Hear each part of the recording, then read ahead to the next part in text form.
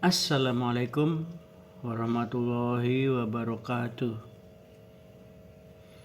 Semoga teman-temanku semua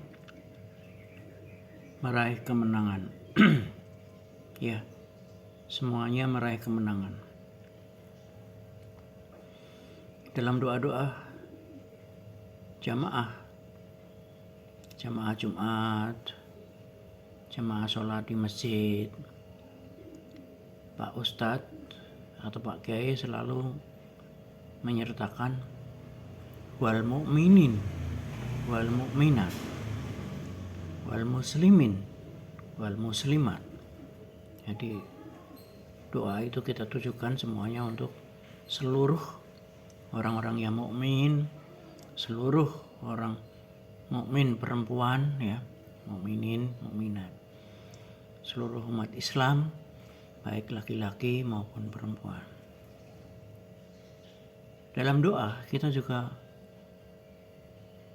diajak untuk memasukkan diri kita ke surga bersama-sama dengan keluarga. Jadi bareng-bareng masuk surganya, bareng-bareng, jangan sendiri-sendiri. Semua orang berhak meraih kemenangan dan semua orang bisa. Orang yang punya paradigma seperti ini berarti dia yakin bahwa alam ini itu merupakan sumber daya yang tidak terbatas. Tidak terbatas, jadi tidak rebutan. Kalau kamu menang, saya kalah. Enggak. Setiap sholat jamaah fardu 5 kali kita dipanggil oleh muazin dengan hayya 'alal falah. Marilah kita meraih kemenangan sama-sama. Jadi bareng-bareng semuanya menang. Kemenangan yang pertama dan terbesar adalah menaklukkan diri sendiri. Ditaklukkan oleh diri sendiri atau kalah adalah hal yang paling memalukan dan paling keji. Ini kata Plato. Persiapan adalah setengah dari kemenangan. Ya. Cara yang kita gunakan untuk mencapai kemenangan sama pentingnya dengan kemenangan itu sendiri. Jadi menang itu penting, tapi cara yang kita gunakan untuk menang itu sama pentingnya. Nah, teman-teman, sekarang kita mau bahas mengenai kemenangan bersama-sama. Win-win. Kemenangan bersama-sama. Jadi saya kalau pakai menang-menang itu agak sulit untuk menerima. Saya kalau pakai mengartikan win-win itu win-win solution gitu. Kamu menang, saya menang. Saya agak berat menerimanya. Tapi kalau pakai istilah bersama-sama, bareng-bareng, itu lebih gampang untuk menyerapnya. Jadi ayo kita menang bareng-bareng. Bisa. Teman-teman, di sesi yang kemarin kita sudah bahas transformasi perubahan diri kita dari dependent menuju independen, dari ketergantungan kepada orang lain menjadi orang yang tidak tergantung, menjadi orang yang mandiri. Di mana untuk mencapai kemandirian itu kita menempuh 3 langkah, 3 kebiasaan, yaitu proaktif, begin with the end in mind, dan put first thing first. Di mana di proaktif itu kita telah menjadi orang yang lebih aktif daripada yang aktif, punya inisiatif, melakukan sesuatu itu sebelum peristiwanya terjadi. Kita juga punya tanggung jawab atas diri kita sendiri, itu proaktif. Kita berpikir ke masa depan, bukan jangka pendek. Nah, kemudian kita melakukan kebiasaan yang kedua, yaitu memulai segala sesuatunya itu dengan sebuah tujuan. Jadi kita enggak gelundung, kita sudah punya niat, kita sudah punya tujuan, kita mau apa nih gitu ya. Kita juga menentukan tujuan, kemudian kita sudah membuat skala prioritas di first thing first. Jadi kita mengurutkan mana yang urgent ya, mana yang penting. Jadi ada yang urgent, ada yang penting, dan ada yang tidak urgent tapi penting. Nah, dari ketiga kebiasaan itu kita sudah diijazahi sebagai orang yang mandiri atau tidak tergantung, tidak dipengaruhi oleh orang lain. Nah, nanti mau menuju kemana kita setelah mandiri? Ternyata setelah mandiri kita akan menuju ke paradigma saling ketergantungan.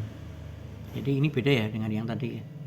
Tergantung itu tergantung dengan orang lain, tapi kalau yang di atasnya mandiri itu adalah saling ketergantungan. Anda cowok, Anda udah kerja, bisa cari duit, bisa beli rumah, bisa beli motor, punya tabungan. Tapi ada satu hal yang nggak bisa Anda lakukan, adalah melahirkan anak. Jadi Anda perlu pasangan yang jenisnya beda, yaitu seorang perempuan. Maka Anda akan mandiri dengan perempuan yang mandiri, akan bekerja sama untuk melanjutkan keturunan di situ. Jadi setelah mandiri kita hukumnya wajib untuk saling bergantung. Tapi ini udah mandiri, ini udah mandiri ya. Kalau yang tadi itu dependent, itu belum mandiri, jadi perlu disuapin bayi sama anak-anak sama ibunya gitu loh. Yang di atasnya mandiri ini adalah kesaling tergantungan. Nah, untuk menjadi orang yang berparadigma, jadi kesaling tergantungan ini paradigmanya adalah kerjasama ya, kerjasama, bukan menang sendiri, tapi menang bareng-bareng. Nah, ini kita akan melakukan nanti win-win satu, kemudian kita lebih dulu mengerti. Jadi seek first to understand. Jadi kita pertama-tama itu harus mengerti dulu orang lain, baru nanti kita dimengerti. Yang ketiga, nanti kita akan berwawasan sinergi. Jadi satu orang kerjasama dengan satu orang, itu hasilnya bukan 2, tapi bisa 3, bisa 1000, bisa 3000 gitu. Jadi itu namanya sinergi. I do it myself, saya mengerjakan ini sendiri, saya punya hasil 1. You do it yourself, kamu punya hasil 1. Tapi kalau kita kerja bareng-bareng, kita bisa dapat hasil yang berlimpah-limpah. Itu sinergi. Nah, mari kita mulai dengan win-win. Seperti saya sampaikan tadi, win-win itu adalah paradigma independen. Di mana interindependen ini itu adalah paradigma kerjasama, bukan kompetisi, bukan saling mengalahkan, tapi benefit mutual benefit. Jadi keuntungan yang saling berbagi bersama-sama.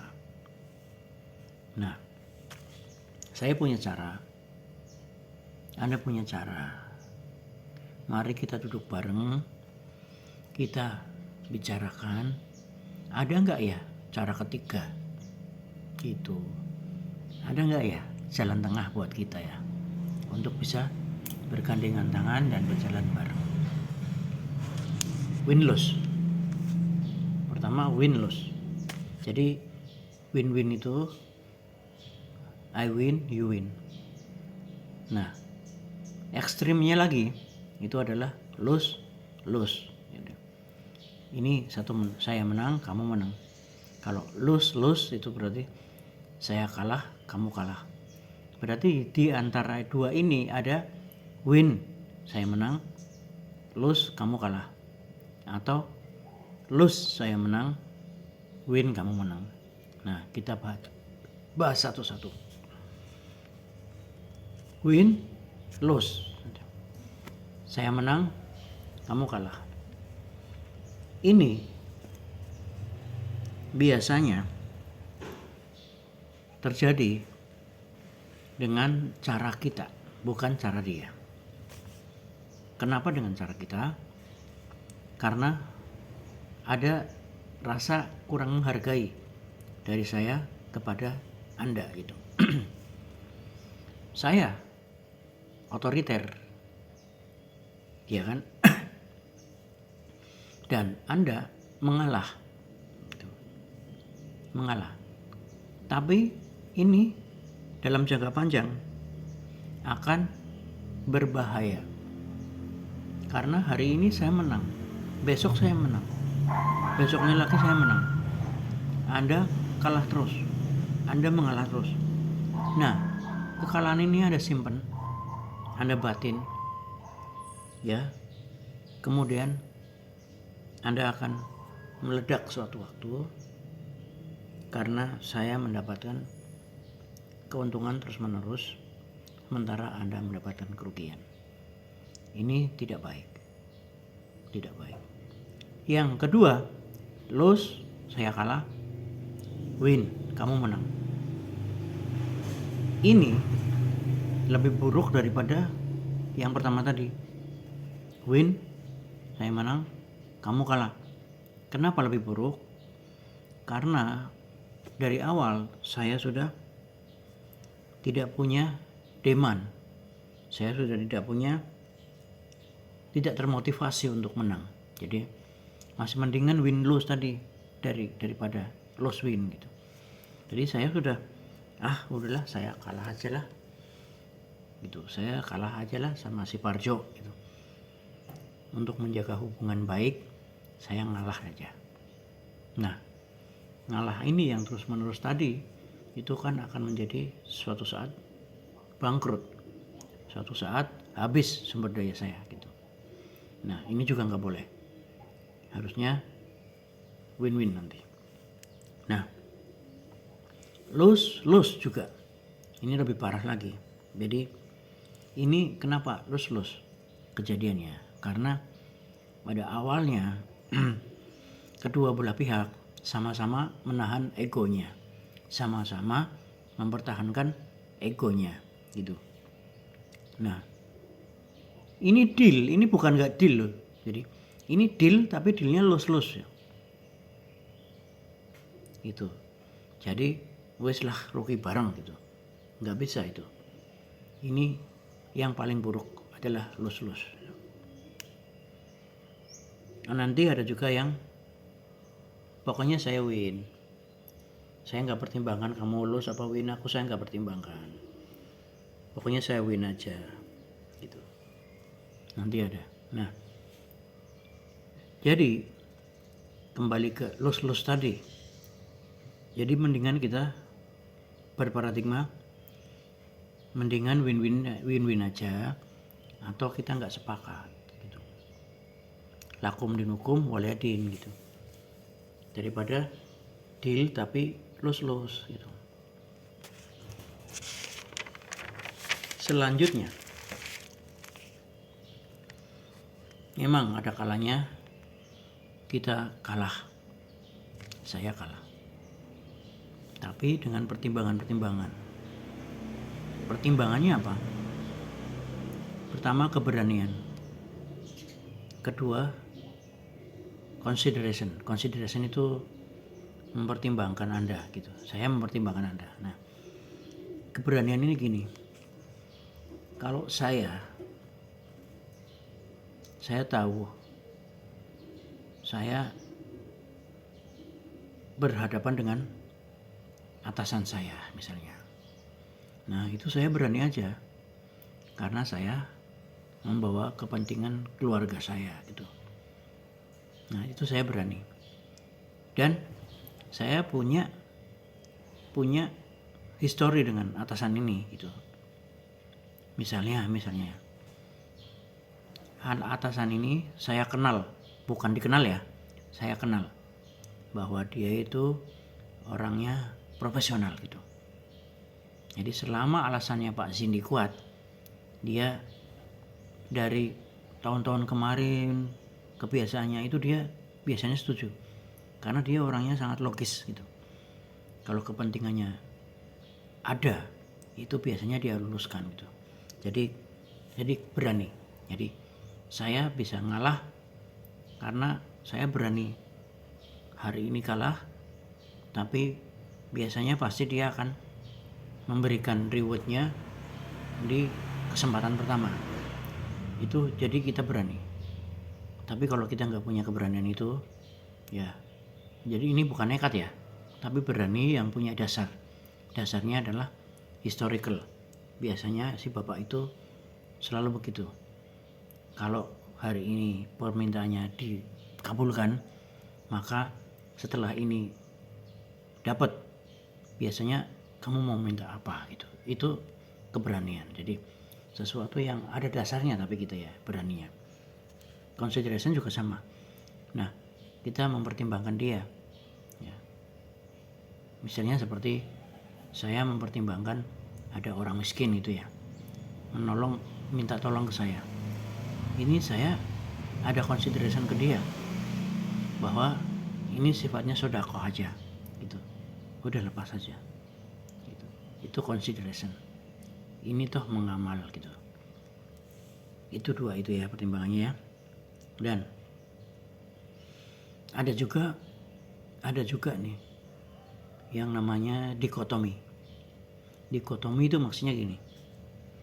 Kalau saya terlalu baik, maka saya dianggap nggak tegas gitu. Ya kan? Kalau saya terlalu tegas, saya dianggap menjadi orang yang nggak nice gitu. Orang yang nggak diterima umum gitu. Ini kalau bapak ini orangnya tegas ya biasanya ya. Nah, yang namanya win-win itu kita tetap manis, kita tetap ramah gitu, tapi kita juga tegas gitu. Dengan cara apa? Dengan cara dialog. Pasti ada jalan tengah gitu. Misalnya begini, dalam sebuah tes wawancara atau debrief kenaikan pangkat, itu ada sebuah histori ya, bahwa yang menguji Anda kan yang mau naik pangkat nih, presentasi di hadapan 3 penguji, itu Anda dilarang keras menggurui penguji gitu. Meskipun Anda benar gitu, Anda punya paradigma benar. Misalnya begini, Pak, disiplin itu kan bagus gitu. Tapi kalau Anda minta dia mengakui Anda, itu nggak bisa, karena penguji is always right gitu. Penguji selalu benar. Jadi ini diperlukan bahasa-bahasa dialog gitu. Misalnya, Pak, kalau disiplin itu kan secara moral itu kan benar ya Pak. Bagaimana menurut Bapak gitu. Jadi ada ruang, jadi seolah-olah kita memberikan kewenangan kepada beliau itu, bahwa apapun ceritanya dia yang menentukan saya lulus apa enggak gitu. Itu misalnya seperti itu. Jadi selalu ada dialog. selalu ada dialog. Jadi kita tetap manis tapi tegas. Bukan hanya tegas tapi nanti dianggap tidak manis, tidak kurota ayun gitu. Nah, ini ada unsur keahlian interpersonal. Jadi hati-hati ya teman-teman ya. Kalau keahlian kita interpersonalnya sudah cukup, baru kita bisa menerima solusi win-win.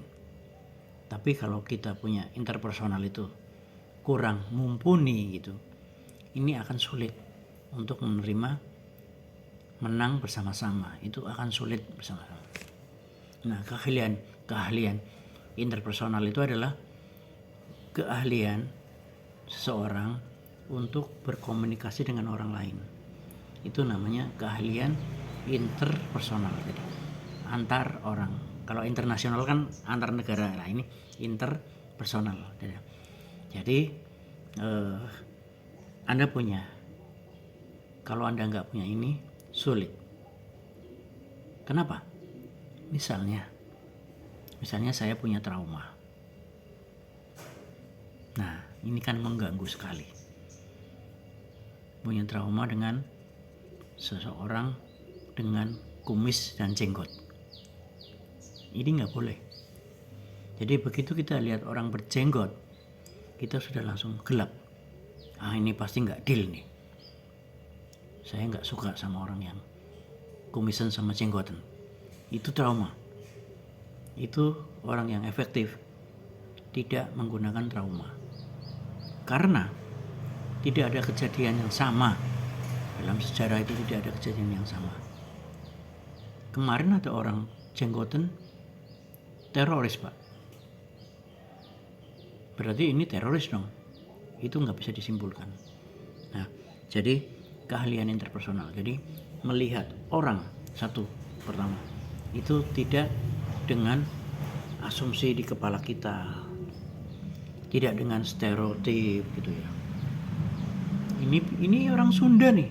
Waduh, orang Sunda ini biasanya mulutnya manis-manis ini, tapi hatinya belum tentu. Jangan, itu dihilangkan aja, dihilangkan dulu. Jadi lihat apa yang disampaikan, jangan lihat siapa yang menyampaikan.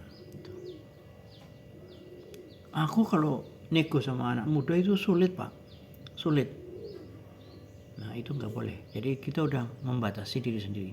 Nah, interpersonal ini adalah syarat mutlak untuk mengembangkan diri dalam persetujuan yang win-win, deal yang win-win gitu. Boleh Anda punya pengalaman, boleh Anda punya masa lalu, tapi tidak ada masa lalu yang sama dengan masa depan. Pasti beda gitu. Contoh, karyawan mau ambil cuti. Kalau dia pakai win-lose, berarti dia memaksakan diri. Dia mau cuti seminggu, ada acara hajatan adik gitu. Anda nggak pedulikan tugas apa aja yang sedang Anda kerjakan hari ini, minggu depan Anda hajar aja, pokoknya cuti. Saya nggak mau tahu. Ini berarti Anda menang, kantor kalah. Sebaliknya, kalau Anda lose, kantor win. Ya, Anda ngalah. Ya udahlah, nggak usah cuti aja. Anda kalah. Anda nggak bisa hadir dalam acara pernikahan adik Anda, adik kandung loh itu. Anda kalah. Nah, biar win-win gimana? Anda sampaikan kepada atasan, Pak, ini rencana minggu depan. Tapi minggu depan loh ya, jangan sekarang ya, mendadak ya. Harus ada waktu. Saya rencana mau cuti, Pak. Ini formnya udah saya isi. udah mau saya isi. Nah, kira-kira ada yang urgent nggak ya Pak ya gitu. Oh nggak bisa itu Dek, kalau minggu depan kan lagi rame-ramenya, banyak laporan yang harus diselesaikan. Oh, Anda akan kalah. Tapi kalau Anda ajukan atau atasan Anda mengajukan sebuah alternatif, ya kan, Pak, laporannya apa aja ya Pak, mohon maaf, diuraikan gitu. Ini laporan bulanan, kan jatuh temponya pas tanggal 20 deh gitu. Ini laporan lembur teman-teman, itu kan untuk gaji juga tanggal 20-an kan. Iya Pak. Nah, gimana kira-kira Pak, kalau gini gimana Pak? Itu kan seminggu kan gak semuanya saya menghadiri acara. Jadi acaranya itu di pertengahan minggu itu Pak. Jadi yang awal-awal itu saya bantu-bantu Pak, pesan catering segala macam gitu Pak. Itu kan bisa saya ke kantor juga Pak, atau itu saya kerjakan sebelumnya Pak. Oh iya, bagus itu, bagus deh. Jadi gini aja, kalau bisa saya mau itu laporan-laporan itu, ada 3 laporan itu ya, itu Anda selesaikan dulu baru Anda cuti. Oke? Nah akhirnya Anda cutinya mundur sedikit 2-3 hari, tapi tidak melewati acara resepsinya. Baru setelah nggak ada laporan yang kritis Anda masih cuti, jadi minggunya geser 2 hari gitu, selesai kan. Nah jadi itu win-win. Jadi orang yang dengan kemampuan interpersonal tadi ya, interpersonal ya, antar orang gitu, jadi dia nggak ujuk-ujuk lihat atasan langsung wah gelap, enggak, ini pasti nggak bisa, enggak. Jadi dia percaya pasti ada cara. Kenapa pasti ada cara? Ya kan ini kan masalah pernikahan adik kan hal yang sakral, tidak bisa diganggu gugat. Coba kalau Pak atasan sendiri punya acara yang sama, pasti itu kan penting kan. Cuma saya tahu bahwa kantor ini juga penting buat saya gitu, jadi harus saya omongkan dulu. Lebih baik ngomong daripada tidak sama sekali gitu. Kalau saya ngomong bisa deal bisa enggak, tapi kalau saya enggak ngomong ujuk-ujuk nulis cuti aja, enggak masuk aja, itu berantakan nanti. Itu contoh yang pertama. Contoh kedua, terkadang malah sering nih, ada bagian-bagian tertentu itu punya SOP, punya tujuan yang berlawanan.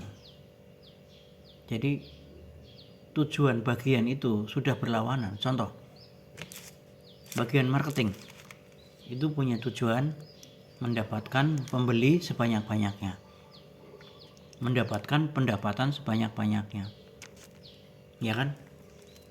Sementara bagian finance atau bagian operasi itu adalah mengirit biaya sebanyak-banyaknya, seirit mungkin.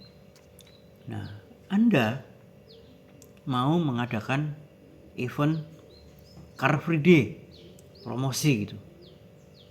Ini Anda mau ketemu dengan operasi, berani nggak? Berani aja, dialog aja, pasti ada jalan tengah. Nah, ketika Anda mengusulkan ini dan direview oleh operasi atau finance, tapi nanti kan yang menentukan akan adalah pimpinan ya, itu dia pasti akan bilang, Pak ini terlalu tinggi Pak biayanya. Kemudian Anda bilang, iya saya paham, ini akan menambah biaya, jadi walaupun pendapatannya meningkat, nanti profitnya akan turun. Tapi Anda jelaskan, pertama ya, jelaskan bahwa Car Free Day ini sangat potensial Pak. Gitu. Jadi memang harus dibicarakan secara rinci. Jadi nanti target saya itu dari pagi sampai siang sebelum jam duhur itu kita udah buka pembukaan rekening Pak. Kita udah buka penjualan Pak. Jadi yang beli langsung itu ada Pak. Di samping ada yang pesan dan lain sebagainya. Nah, itu Anda sertakan perhitungan keuntungannya, estimasi gitu. Sehingga finance bisa menerima bahwa pendapatan akan naik 100, biaya ini naik juga, tapi naiknya 50. Sehingga profitnya kan masih plus 50 Pak. Seperti itu. Jadi ada dialog dulu. Yang penting tadi interpersonal. Jadi kalau Anda nggak punya interpersonal, Anda punya hobi, Anda punya trauma, itu Anda nggak bisa menjadi orang yang berpikir win-win. Udah pastilah, udah saya pastikan.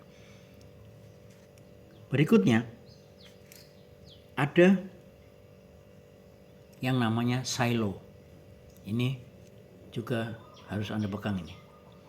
Jadi silo itu seperti tabung-tabung, kantong-kantong. Itu jadi ini kantong saya, itu kantong kamu. Jadi nggak ada pembatasnya. Jadi kalau saya misalkan punya uang banyak, itu nggak akan bakalan bocor ke sana. Jadi sendiri-sendiri, mikirnya sendiri-sendiri, mikir dewe-dewe gitu lah. Jadi silo. Jadi itu mentality yang silo, itu mentality yang tidak connect. Jadi seperti yang tadi ya, bagian finance, pokoknya saya nggak mau biaya nggak naik, titik. Saya nggak peduli marketing mau kemana, itu saya bukan urusan saya. Yang penting saya nggak ada biaya yang keluar. Itu namanya silo. Demikian juga marketingnya, pokoknya saya yang penting promosi. Saya nggak peduli uangnya berapa. Itu namanya silo. Jadi terpisah-pisah oleh tembok yang tebal gitu. Dan hati-hati juga ya, catatannya. Ini bisa terjadi di bisnis, di pribadi, ya bisa juga. Jadi misalkan Anda dengan anak Anda dengan istri Anda, saudara dan lain sebagainya. Jadi jangan pakai silo, jangan pakai Anda pakai, perbaikilah kemampuan interpersonal aja Anda. Nah, jadi di awal saya udah bilang kita diminta menang bersama-sama gitu kan. Hayya 'alas shalah, kemudian masuk surga bareng-bareng. Dan kalau Anda menang terus, itu baik untuk Anda, tapi 2-3 kali Anda menang, nanti berikutnya orang akan berpaling mencari penyedia jasa yang lain. Terima kasih. Assalamualaikum warahmatullahi wabarakatuh.